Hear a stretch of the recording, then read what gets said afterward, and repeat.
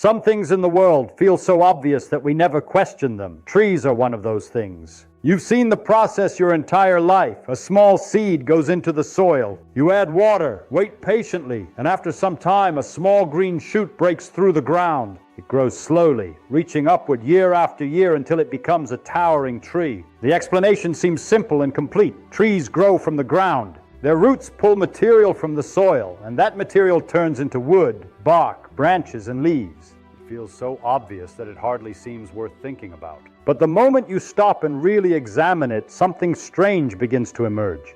In this video, you're going to discover where the physical mass of a tree actually comes from. We'll walk through one of the most surprising scientific realizations about the natural world. A discovery that changes the way you see trees, air, and even your own body. What begins as a simple question will lead us into one of the most remarkable processes happening quietly around us every day. Before we continue, make sure to subscribe to the channel and click the bell icon so you don't miss future videos where we explore the hidden science behind everyday things. Now let's start with a question that sounds simple but quickly becomes uncomfortable once you think about it carefully. A fully grown oak tree can weigh around 10,000 pounds, sometimes even more. That is an enormous amount of physical matter. Thousands of pounds of wood, bark, roots, and branches that did not exist a century earlier. A tiny seed grew into a massive structure that can stand taller than a building and live for hundreds of years. So here is the real question. Where did all that mass come from?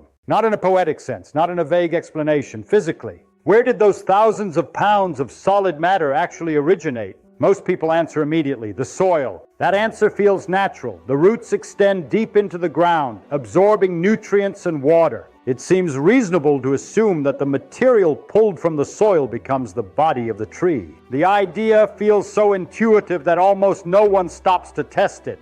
But a scientist did. In the 1600s, a Flemish scientist named John Baptist van Helmont decided to investigate. He decided to investigate this exact question. He designed a simple experiment that would quietly challenge the assumptions people had. Van Helmont began with a small willow tree weighing 5 pounds and 200 pounds of dried soil. The soil was measured precisely so that any changes could be tracked later. For the next 5 years, he watered the tree regularly and allowed it to grow naturally. After those 5 years passed, he removed the tree and weighed it again. The results were astonishing. The willow tree now weighed 169 pounds. That means the tree had gained 164 pounds of new mass during those 5 years. Now came the critical part of the experiment. Van Helmont took the soil from the container and dried it again so that its weight could be measured accurately. If the tree had pulled most of its mass from the soil should have lost a significant amount of weight. But it hadn't. The results were completely unexpected. The soil had lost less than 2 ounces. Think about that for a moment. The tree gained 164 pounds, yet the soil barely changed at all. So where did the other 163 pounds and 14 ounces come from? It clearly didn't come from the soil. For many people, this is the moment where curiosity fades. They assume there must be a complicated scientific explanation involving nutrients or chemistry, something too technical to worry about. So the question gets quietly set aside. But if you stop and think about it for just a moment longer, what you've just witnessed is extraordinary. A massive amount of solid matter appeared in front of you, and the most obvious source of that matter, the soil, cannot explain it. That leaves us with a puzzle.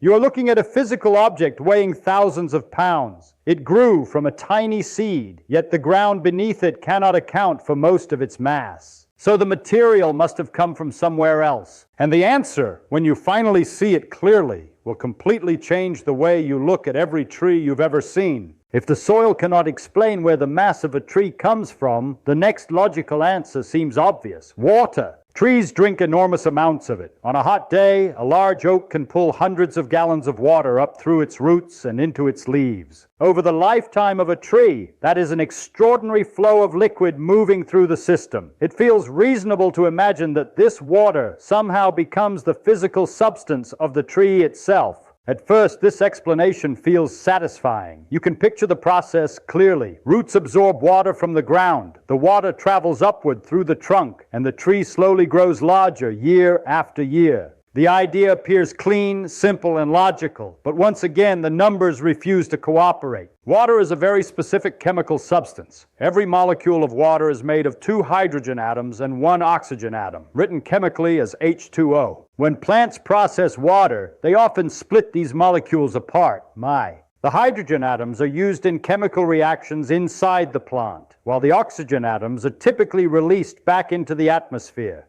In fact, the oxygen you are breathing right now is largely produced by plants performing this process. However, hydrogen, the element plants keep from water, is incredibly light. It is the lightest element that exists in the universe. Even enormous amounts of hydrogen do not add up to very much mass. And more importantly, hydrogen is not the main substance that wood is made from.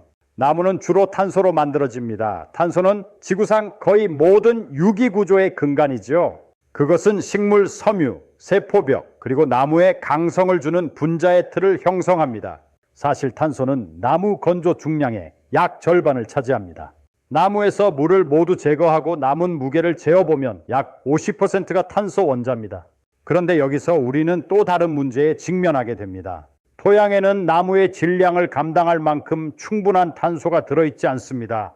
나무로 흡수되는 물 역시 탄소를 포함하고 있지 않죠. 뿌리는 땅에서 질소, 인, 칼륨과 같은 소량의 미네랄 영양소만을 흡수합니다. 이러한 요소들은 성장을 돕는 등 식물 내부의 생물학적 과정에 필수적입니다. 하지만 이 미네랄들의 기여도를 측정해보면 놀라운 사실을 알게 됩니다. 토양에서 온 미네랄은 나무 건조 질량의 단 1-2%에 불과하다는 것입니다. 단 1에서 2%뿐입니다. 즉 여러분이 보는 나무의 몸통, 가지, 껍질, 섬유질의 대부분은 땅에서 나온 그 무엇으로도 설명할 수 없다는 뜻입니다. 수학적으로 전혀 계산이 맞지 않는 것이죠. 이제 여러분은 생각할수록 놀라운 수수께끼를 마주하게 됩니다. 눈앞에 서 있는 수천 파운드의 나무는 고작 몇 온스의 씨앗에서 시작되었습니다.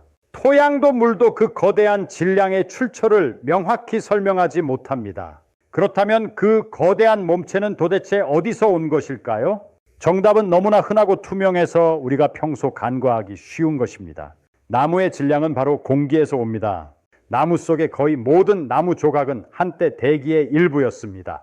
몸통과 뿌리까지도 원래는 공기 중에 떠다니던 이산화탄소 가스였습니다. 이산화탄소는 여러분이 숨을 내쉴 때마다 나오는 바로 그 기체입니다. 대기의 0.04%만을 차지하지만 나무는 특별한 능력을 진화시켰습니다. 잎의 작은 구멍인 기공을 통해 이산화탄소 분자를 직접 끌어당깁니다. 이산화탄소가 잎으로 들어가면 식물은 그 분자를 분해하기 시작합니다. 산소는 다시 대기로 방출되고 탄소 원자는 식물 내부에 남게 되죠. 바로 그 탄소가 나무를 구성하는 가장 중요한 건축 자재가 됩니다. 몸통, 가지, 껍질, 그리고 나무 그 자체의 섬유질이 그렇게 만들어집니다. In the most literal sense, a massive oak tree is made primarily from something that once floated invisibly in the air. A towering forest is, physically speaking, a landscape built from solidified atmosphere. But understanding that fact only opens the door to a much deeper question. How does a tree actually take invisible gas from the air and turn it into solid wood you can touch, cut, and burn? To understand that, we have to look at one of the most remarkable chemical processes taking place anywhere on Earth. Understanding that a tree is built mostly from carbon dioxide taken from the air leads us to a deeper and far more fascinating question. How does something invisible, something floating freely in the atmosphere, turn into solid wood that you can touch, cut, and build with? The answer lies in one of the most important and remarkable processes in the natural world, photosynthesis. You probably heard that word in school. It was usually explained quickly with a simple formula. Sunlight, carbon dioxide, and water go into the plant, and oxygen and sugar come out. You memorized it, passed the test, and moved on. But the real process happening inside a leaf is far more complex and far more impressive than that short description suggests. Everything begins with the powerful energy of sunlight. Sunlight is not simply warmth or brightness. It is a form of energy called electromagnetic radiation. These waves of energy travel through space at about 300 million meters per second. The same fundamental force responsible for light is also behind electricity, magnetism, and the interactions that hold atoms together. When sunlight reaches the surface of a leaf, it interacts with molecules inside the plant cells called chlorophyll. Chlorophyll is the pigment that gives plants their green color, but its role is far more important than appearance. It acts like a tiny solar energy collector. When a particle of light strikes a chlorophyll molecule, it transfers energy to one of the molecule's electrons. That electron becomes energized and jumps into a higher energy state.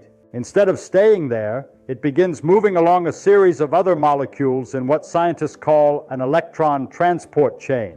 As this energized electron travels through the chain, its energy is captured and stored in a molecule called ATP. ATP functions as a kind of energy currency inside living cells. It stores usable energy that the plant can spend to power chemical reactions. This first stage is known as the light reaction. It is the moment where energy from sunlight is captured and converted into a form that living cells can use. Now the plant uses that stored energy to do something extraordinary. The leaf takes carbon dioxide molecules from the air. CO2 is a very stable molecule. Under normal conditions, it does not easily break apart. But using the energy captured from sunlight, the plant forces that molecule open. It separates the carbon atom from the oxygen atoms. The oxygen is released back into the atmosphere. This is the oxygen that animals, including humans, depend on for breathing. The carbon, however, stays inside the plant. That carbon becomes the foundation of a new molecule called glucose. Glucose is a simple sugar with the chemical formula C6H12O6. It contains 6 carbon atoms connected together, along with hydrogen and oxygen atoms attached around them.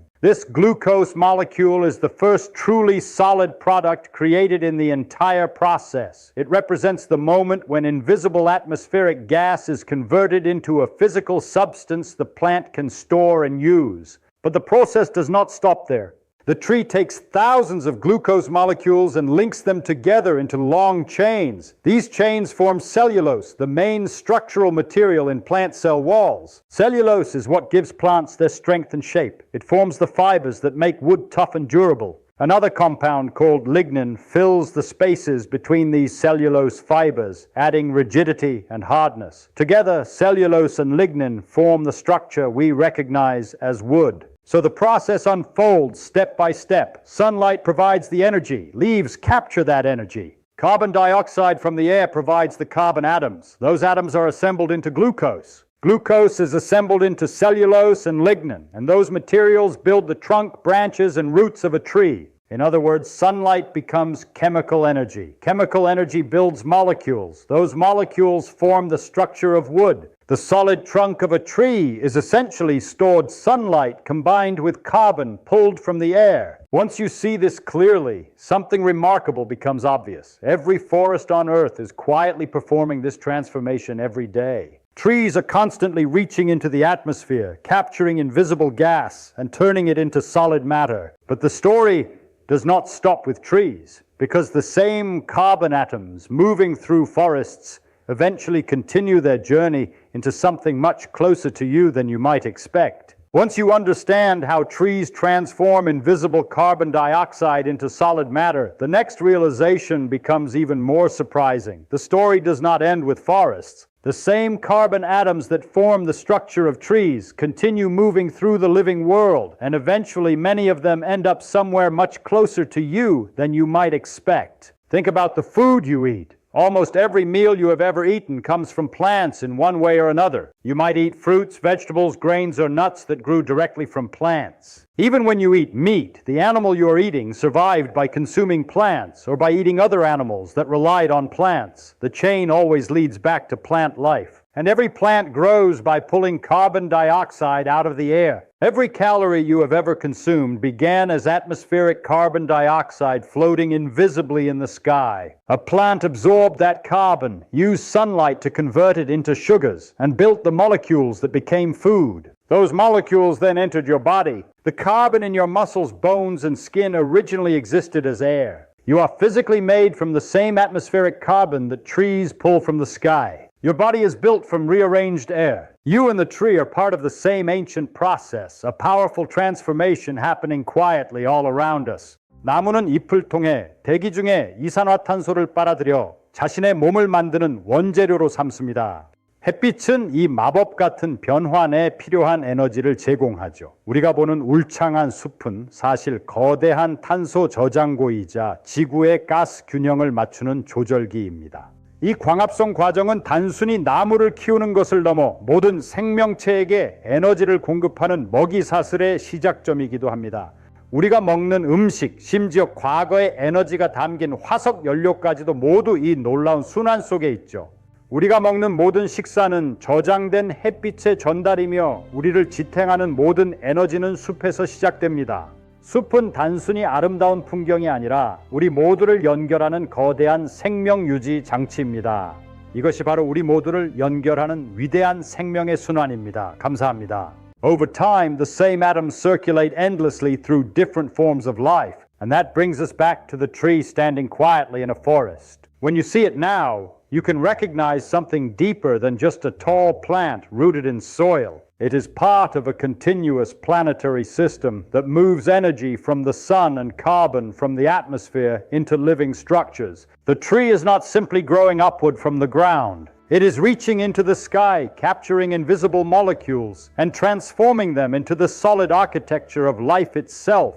And when you understand that, the world around you begins to feel far more interconnected than it did before. Once you truly grasp this process, the world around you starts to feel very different. What once looked like a simple tree standing quietly in a park or forest suddenly becomes something far more extraordinary. That trunk rising into the air is not just wood that somehow formed from soil. It is the visible result of an ongoing transformation between sunlight, atmosphere, and living matter. Every year a tree grows, it is adding new layers of carbon that were once floating freely in the air. Each ring in the trunk represents a season where the tree pulled carbon dioxide from the atmosphere and turned it into solid structure. The tree does this slowly, patiently, atom by atom, using nothing but sunlight as its energy source. This process might appear calm and ordinary from the outside, but on the molecular level, it is incredibly complex. Inside every leaf, millions of microscopic reactions are happening continuously. Sunlight strikes chlorophyll molecules, electrons jump into excited states, and chains of chemical reactions begin transferring energy from one molecule to the next. The plant captures that energy and uses it to break apart carbon dioxide molecules, saving the carbon atoms and releasing the oxygen back into the air. Those carbon atoms are then assembled into sugars. Those sugars are connected into long chains that form cellulose and lignin. Those molecules become fibers, cell walls, and eventually the dense structure of wood. Over decades, these tiny chemical steps accumulate into something enormous, a towering tree that can weigh thousands of pounds. And yet almost all of that mass came from something invisible. It came from air. This idea challenges the way our intuition works. Humans are used to thinking of solid things coming from other solid things. We see buildings made from bricks, furniture made from wood, tools made from metal. Our minds expect physical structures to come from visible materials. But trees do something very different. They reach into the atmosphere and assemble matter from a gas so thin we barely notice it. The air around you right now contains carbon dioxide molecules drifting randomly in every direction. Each one contains a carbon atom that could someday become part of a leaf, a branch, or even the trunk of a tree. All it takes is a plant capturing that molecule and beginning the process of photosynthesis. Once that carbon enters the plant, it begins a long journey through the living world. A leaf builds sugar from carbon dioxide. That sugar travels through the tree and becomes wood or fruit. An animal eats the fruit or the leaves. The carbon moves into the animal's body, becoming part of its muscles, bones, or organs. When that animal breathes, moves, or eventually dies, the carbon may be released back into the atmosphere as carbon dioxide again. Then the cycle begins once more. Carbon is constantly moving through the Earth's systems like a traveler that never truly stops. It flows between air, plants, animals, soil, oceans, and even the rocks beneath our feet. The same atoms pass through forests, oceans, microorganisms, animals, and people over immense stretches of time. The carbon in your body right now may have once been part of a tree, a plant, a dinosaur, or even an ancient ocean organism millions of years ago. You are not made of completely new material. You are made of atoms that have been reused again and again through countless living systems. When you breathe out, some of the carbon dioxide leaving your lungs may eventually be captured by a plant. That carbon could become part of a leaf, a grain of wheat, or a piece of fruit. Someone else might eat that food years later, incorporating those same atoms into their own body. Life on Earth is a vast recycling system where atoms constantly change roles. Understanding this does not remove the beauty from nature. In fact, it deepens it. The physicist Richard Feynman once explained that scientific knowledge does not destroy the wonder of a flower or a tree. Instead, it adds new layers of appreciation. When you understand the biological and physical processes behind something simple, it becomes even more remarkable. The same is true when you look at a tree now. Instead of seeing something that simply grew out of the dirt, you begin to see something far more complex. You see sunlight that traveled 93 million miles from the sun to reach the earth. You see that energy captured by chlorophyll molecules inside tiny leaf cells. You see carbon atoms pulled from invisible gas and arranged into long molecular chains that form solid wood. What stands in front of you is not just a plant. It is centuries of sunlight turned into structure. It is atmospheric carbon assembled into something that can support birds, shade the ground, and shape entire ecosystems. Every forest becomes a record of solar energy captured over decades and centuries. And the realization goes even deeper. You standing beneath that tree are built by the same fundamental process. The carbon atoms in your muscles and bones were once carbon dioxide in the air. Plants captured those atoms, turned them into sugars, and passed them along through the food chain until they eventually became part of you. Your body is made of rearranged atmosphere. The energy that allows your muscles to move and your brain to think originally came from sunlight captured by plants long before you were born. You and the tree share the same basic mechanism. Both are structures built from carbon atoms assembled using energy from the sun. Different shapes, different functions, but the same underlying chemistry. The next time you see a tree, pause for a moment and consider what you are really looking at. That trunk rising into the sky is not simply wood grown from the ground. It is the physical result of sunlight interacting with the atmosphere over years and decades. It is air turned solid. It is energy turned into matter. And it is a reminder that the world around us often works in ways far more surprising than our everyday assumptions suggest. If you want to keep exploring the hidden mechanisms behind the things we see every day, the science that explains how the world actually works, make sure to subscribe. That curiosity is exactly what this channel is built for.